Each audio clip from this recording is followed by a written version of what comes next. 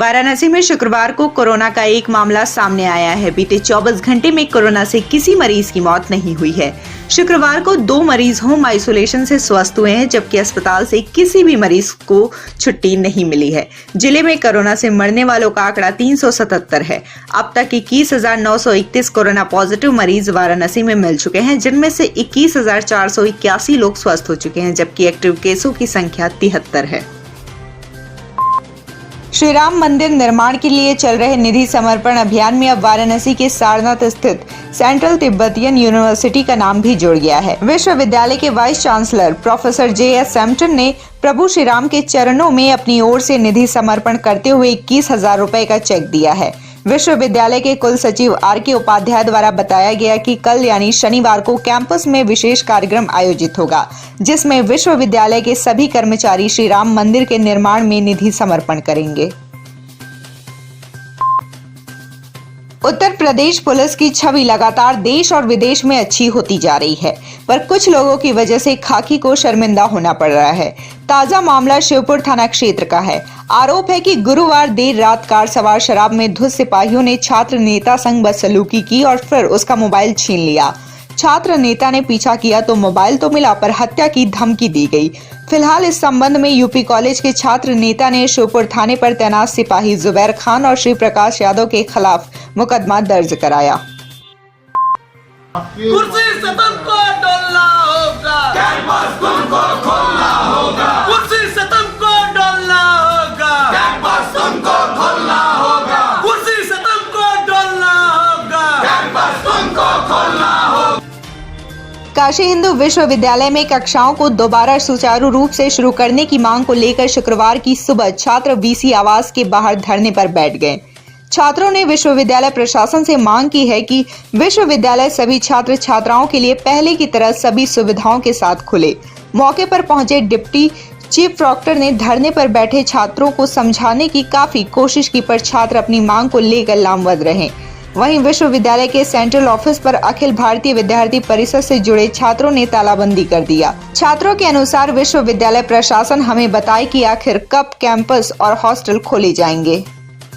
मेरा नाम अभय प्रताप सिंह है। मैं अखिल भारतीय विद्यार्थी परिषद काशी हिंदू विश्वविद्यालय विभाग का सदस्य। जब तक विश्वविद्यालय प्रशासन इस कैंपस को खोलने का, हॉस्टलों को खोलने का कोई योजना हमारे सामने नहीं रखता है, कोई डेट नहीं बताता है कब वो कैंपस खोलेंगे, तब तक विद्यार्थी परिषद यहाँ बैठा रहेगा। विद्यार्थी परिषद ये छात्रों के साथ खड़ा है और अंतिम दम तक खड़ा रहेगा। अपनी कार्य प्रणाली के चलते चंदौली संभागीय परिवहन विभाग एक बार फिर चर्चा में है। शुक्रवार को एक वीडियो वायरल हुआ, जिसमें रामनगर के कटारिया गांव के समीप परिवहन विभाग के कर्मचारियों की ओर से पकड़कर ले जाया जा रहा ट्रक पलटने से नाराज मंडी संचालकों और ट्रक चालकों की ओर से कर्मचारियों की पिटाई और गाली गलौज करते दिखाया गया। पुलिस के पहुंचने के बाद लोग शांत हुए। भदोही जनपद में सरकारी दफ्तरों में कार्यरत दिव्यांग कर्मचारियों को त्रिसत्रीय पंचायत चुनाव ड्यूटी से राहत मिलेगी। निर्वाचन विभाग लंबी छुट्टी पर गई महिलाओं व दिव्यांग कर्मियों की सूची विभागाध्यक्ष से मांगी है। इस बार पंचायत चुनाव में जिले में 14,000 से अधिक मतदान कार्मिकों की ड्यूटी लगेगी। आयोग की वेबसाइट पर कार्मिकों की डाटा फीडिंग की प्रक्रिया शुरू कर दी गई है। जिला प्रशासन कार्मिकों के प्रशिक्षण की तैयारी में जुटा है। शिवपुरवा इलाके में सीवर और पेयजल की समस्या से निजात के लिए वाराणसी नगर निगम ने 1 करोड़ 20 लाख की सीवर और पेयजल परियोजना शुरू की है। शिवपुरवा में राधा मार्केट से जमुना लकड़ी तक होने वाला यह कार्य प्रगति पर है। इस कार्य का शुक्रवार को महापौर मृदुला जायसवाल ने निरीक्षण किया और कार्य के प्रति संतुष्टि जताई। निरीक्षण के दौरान महापौर ने पूरे इलाके में चल रहे कार्य को देखा और स्थानीय लोगों से काम को लेकर फीडबैक भी लिया। ये राधा मार्केट से लेके जमुना लकड़ी तक का जो यहाँ सीवर की और पानी की जो दिक्कतें थी, आज 25 साल से ये दिक्कतें सामने आ रही थी। पार्षद जी के सार्थक जो मेहनत से और उसमें मेरा भी एक सहयोग प्राप्त हुआ, तो यहाँ की जनता को बहुत सहूलियत मिलेगी कि सीवर से और पानी से जो इन लोगों को दिक्कतों का सामना करना पड़ा था, आज 25-30 साल से ये लोग झेल रहे हैं। यहाँ तक कि ये लोग कहा जाता है कि शिवपुरवा का गाँव है। इस गांव को एक शहर का मूर्त रूप देने के लिए मोदी जी के आशीर्वाद से हम लोगों ने ये काम किया है। प्रधानमंत्री नरेंद्र मोदी के मेक इन इंडिया मिशन में अहम योगदान देते हुए भारतीय रेल की production unit Banaras rail engine कारखाना में काम करने वाली महिला कर्मचारी महिला सशक्तिकरण का उत्कृष्ट उदाहरण पेश कर रही हैं। यहाँ महिलाएं पुरुष सहकर्मियों के साथ कंधे से कंधा मिलाकर रेल इंजन निर्माण जैसे कठिन कार्य को भी अपनी बुद्धिमत्ता से अंजाम दे रही हैं। BLW में कार्यरत इन महिला कर्मचारियों की सराहना अब रेल मंत्रालय भी कर रहा है। अपने ट्विटर अकाउंट पर शुक्रवार को मंत्रालय ने BLW में कार्यरत महिला कर्मचारियों की तस्वीर साझा करते हुए इनकी प्रशंसा की और हैशटैग में आत्मनिर्भर भारत का टैगलाइन भी दिया है। ADG जोन बृजभूषण और SSP अमित पाठक शुक्रवार को चेतगंज थाने का निरीक्षण करने पहुंचे। इस दौरान अधिकारियों ने थाना परिसर, बैरक, कंप्यूटर कक्ष, लॉकअप, महिला हेल्प डेस्क का निरीक्षण किया। ADG ने महिला पुलिसकर्मियों के कार्य की तारीफ की और थाना प्रभारी की भी सराहना की। ADG बृजभूषण ने मिशन शक्ति डेस्क की भी सराहना की। इस दौरान उन्होंने थाने की ऊपर की बैरक को खाली करवाने का आदेश दिया। इसके अलावा थाने के महिला प्रसाधन का भी निरीक्षण किया। ADG ने थाने के जर्जर भवन को जल्द ही बनवाने का आश्वासन दिया।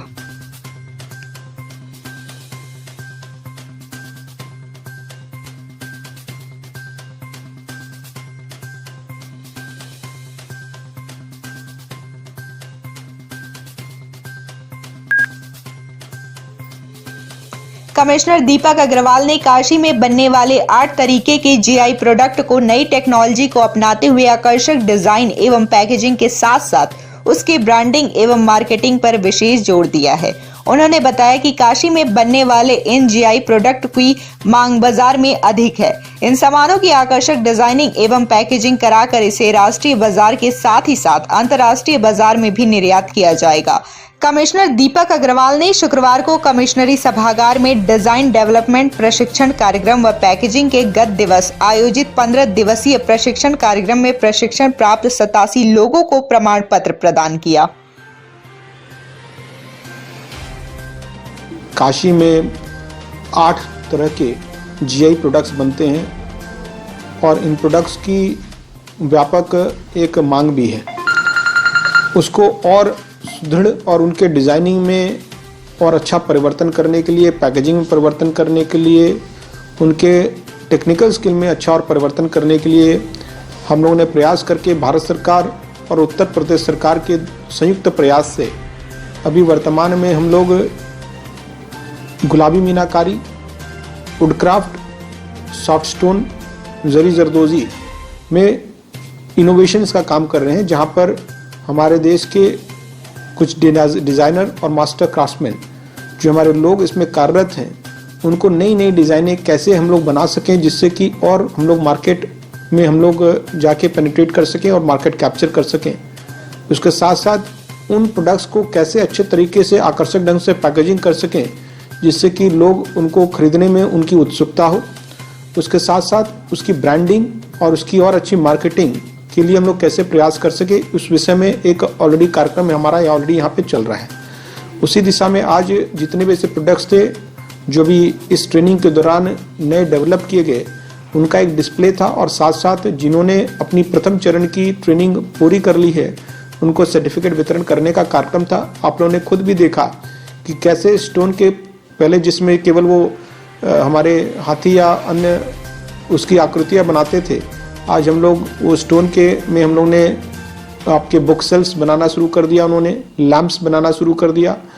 उसी तरह अगर आप वुडक्राफ्ट्स की बात करें तो वुडक्राफ्ट्स में भी आप लोगों ने देखा किस तरीके से लोगों ने नई नई चीज़ें पेन होल्डर्स बनाने शुरू कर दिए, अन्य आकर्षक टॉयज़ बनाने शुरू कर दिए और बहुत सारी ऐसी उपयोगी सामग्री बनानी शुरू कर दी।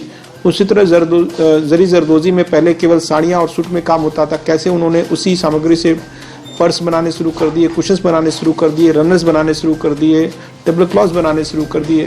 गुलाबी मीनाकारी में भी आप लोगों ने देखा कि किसी तरह वहाँ पर पहले हम लोग केवल प्रतिमाएं बनाया करते थे, उसमें उन्होंने ज्वेलरी का अच्छा काम करना शुरू कर दिया और उसमें मटेरियल्स भी मिक्स करना शुरू कर दिया, जिसमें मोतियों के साथ साथ अन्य चीज़ें लगाकर एक आकर्षक चीज़ें बनानी शुरू कर दी और पैकेजिंग भी उन्होंने अपनी परिवर्तित कर दी।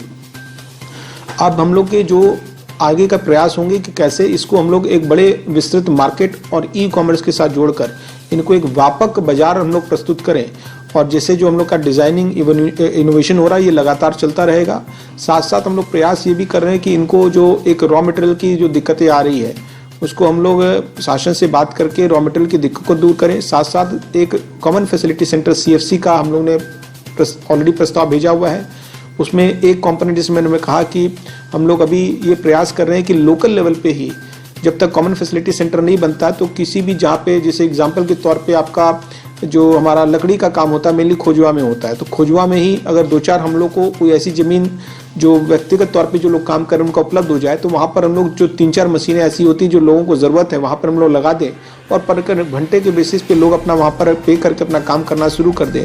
तो हम लोग CFC का जब आएगा तब हम लोग और उसको विस्तार से देखेंगे, लेकिन हम लोग तत्काल ये काम करने का प्रयास कर रहे हैं। इसके साथ साथ एक और काम कर रहे हैं कि हम लोग इसका लोग बात करके इनका एक ग्रुप बनाकर इनको ई-कॉमर्स के प्लेटफॉर्म से हम लोग जोड़ेंगे, जिससे कि वर्तमान में भी सीधे यहाँ के कारीगर सीधे कंज्यूमर से पूरे विश्व स्तर पर जुड़ जाएं।